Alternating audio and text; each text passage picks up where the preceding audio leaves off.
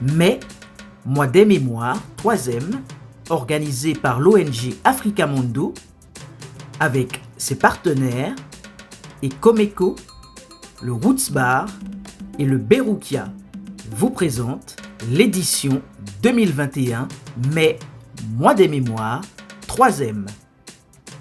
Défenseur de la tradition orale. Celui-là même qui lance l'appel. En Afrique, quand un vieillard meurt, c'est toute une bibliothèque qui brûle. Une formule devenue finalement proverbiale. Extrait de la lettre ouverte à la jeunesse de Amadou Hampâté Bâ. La civilisation traditionnelle. Je parle surtout de l'Afrique, de la savane au sud du Sahara, que je connais plus particulièrement, était avant tout une civilisation de responsabilité et de solidarité. À tous les niveaux, en aucun cas un homme, quel qu'il soit, n'était isolé.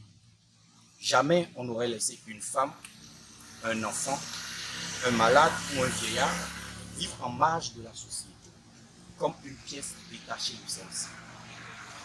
On lui trouvait toujours une place au sein de la grande famille africaine, où même l'étranger de passage trouvait gîte et nourriture. L'esprit communautaire et le sens du partage présidaient à tous les rapports humains. Le plat de riz, si modeste fut-il, était ouvert à tous. L'homme s'identifiait à sa parole qui était sacrée. Le plus souvent, les conflits se réglaient pacifiquement grâce à la parole. Se réunir pour discuter, dit l'adage, c'est mettre tout le monde à l'aise et éviter la discorde. Les vieux, arbitres respectés, veillaient au maintien de la paix dans le village. Paix. La paix seulement sont les formules clés de toutes les salutations rituelles africaines.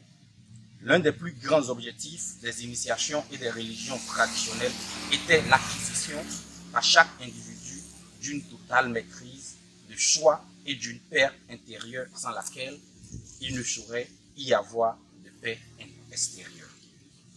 C'est dans la paix et dans la paix seulement que l'homme peut construire et développer la société, alors que la guerre ruine en quelques jours ce que l'on a mis des siècles à bâtir. Récit de Amadou Hampâté Bâ, ainsi parlait le sage.